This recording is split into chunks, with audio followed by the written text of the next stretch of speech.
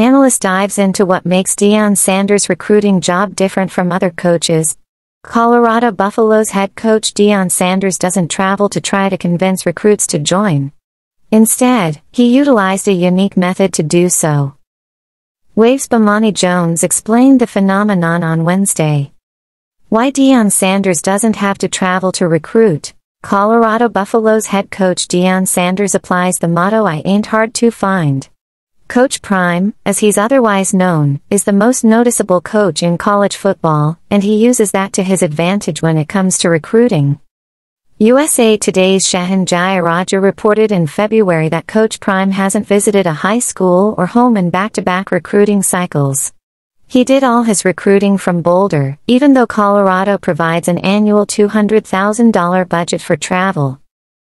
On Wednesday, Wave's Bomani Jones discussed Sanders' unique approach on his podcast, The Right Time with Bomani Jones.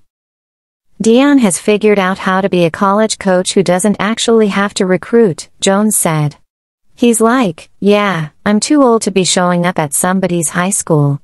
Tell that to the 65-year-old principal. Like, there's somebody in that bad boy pushing them up. What does that have to do with how old you are? Deion ain't even gotta do that. He's like, I'm just Deion Sanders. A FaceTime from Deion Sanders will do the job. So if you can be a college coach and still have time to do a talk show on Tubi, then you go ahead and do that.